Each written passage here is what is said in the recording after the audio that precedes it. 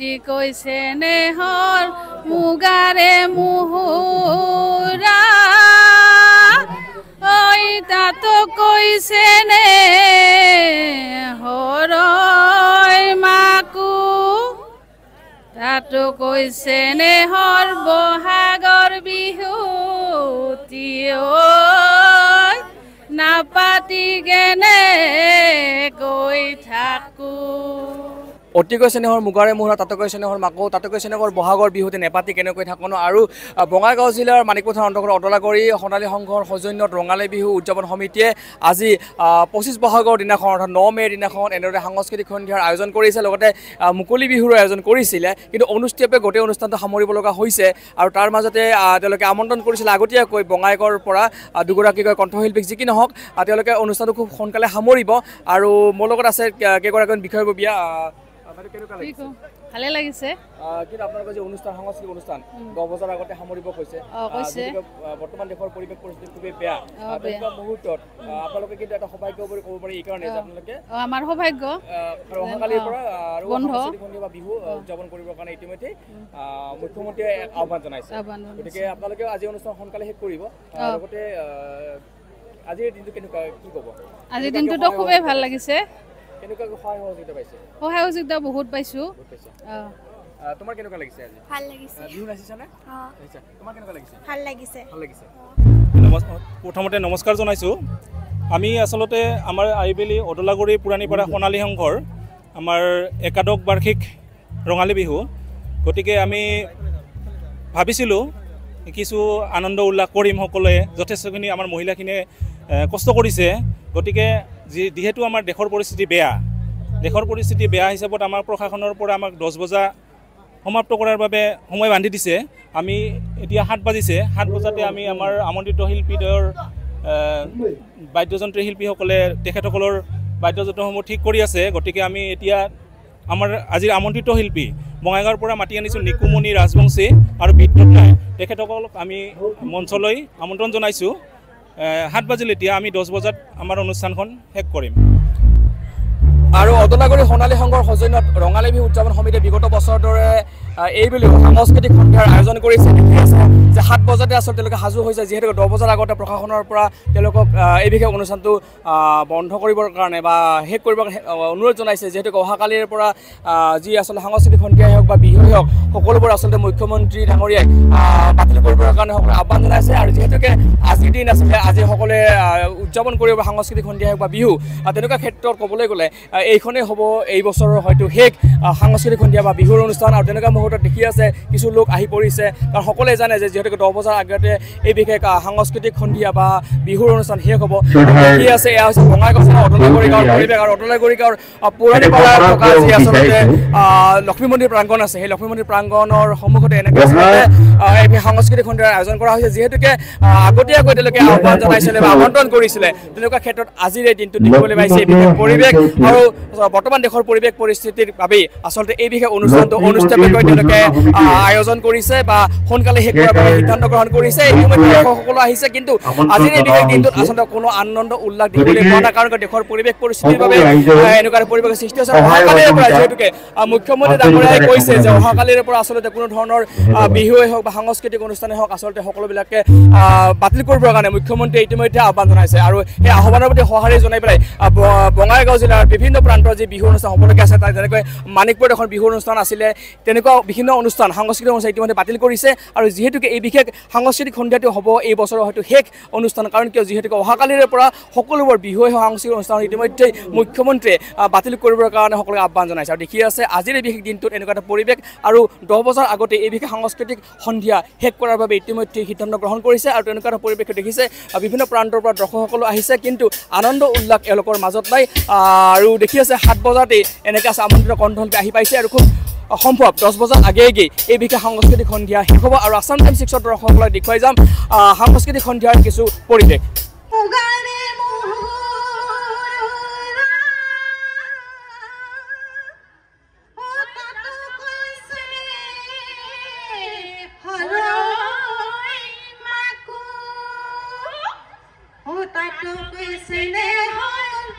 বহাগৰ বিহু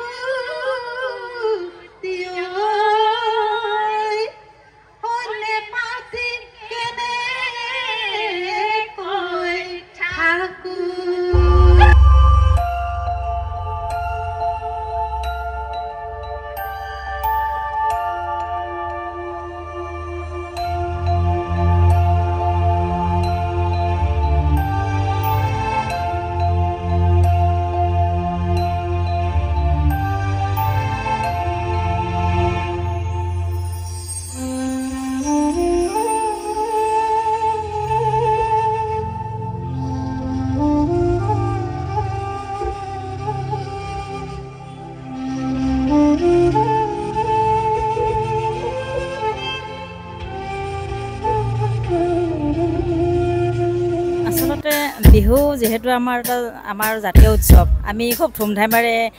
পালন কৰিব বিচাৰোঁ উৎসৱটো আমি হাঁহি ফূৰ্তিৰ মাজেৰে কিন্তু যেটো দেশৰ পৰিস্থিতি হৈছে এটা এনেকুৱা পৰিস্থিতিত যেহেতু আমাক অৰ্ডাৰ দিছে যে 7 বজাত বা 10 বজাৰ আগতে সমাপ্ত কৰিবলৈ কৈছে বিহু তা অনুষ্ঠিতভাৱে বিহুখন আমি মানে সমাপ্ত কৰিব বুলি বিহু কমিটি উদযাপন কমিটিয়ে ৰাইজক জানিবলৈ দিছে ভাল ন আপোনালোকৰ চিঞৰ বুলি গম পাইছো দেই ভাল বুলি পোনপ্ৰথমে সকলোলৈকে মোৰ ফালৰ পৰা পলমকৈ হ'লেও ৰঙালী বিহুৰ শুভেচ্ছা জনাইছোঁ আৰু এটি খুব ধুনীয়া আধুনিক গীতেৰ অনুষ্ঠান আৰম্ভণি কৰিছোঁ আশা কৰিছোঁ সকলোৱে ভাল পাব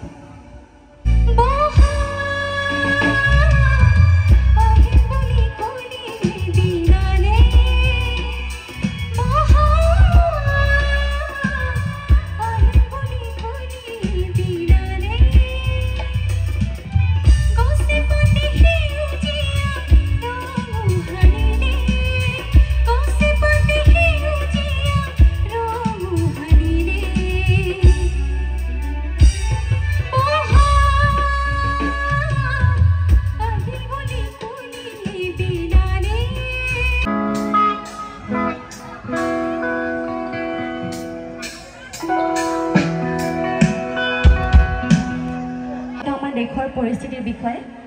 গতিকে আমাৰ মাননীয় মুখ্যমন্ত্ৰী মহোদয় যেহেতু কালিৰ পৰা আমাৰ অনুষ্ঠানসমূহ বাতিল কৰিবলৈ আহ্বান জনাইছে গতিকে সেই আহ্বানক আমি সমৰ্থন জনাইছোঁ আৰু গতিকে সকলোৱে আমি একগোট হৈ থকাটো বিচাৰিছোঁ যেহেতু আমাৰ দেশৰ জোৱানসকলে আমাৰ দেশখনৰ কাৰণে ইমান কষ্ট কৰি আছে গতিকে সকলোৱে আমি তেওঁলোকৰ কাৰণে মংগল কামনা কৰিছোঁ আৰু দেশখনৰ মংগল কামনা কৰিছোঁ যেহেতু আজি আমাৰ শেষৰ অনুষ্ঠান বহাগৰ শেষৰ ফলি অনুষ্ঠান গতিকে সকলোৱে মিলি একেলগে ফূৰ্তি কৰিবনে নাই বাৰু কৰিবনে এইবিলাক আমাৰ দিকলাগিটা কৰিম বুলি কৈছে দেই খুব ধুনীয়াকৈ যদি আপোনালোকে সহযোগ কৰে খুব বেছি ভাল লাগিব দেই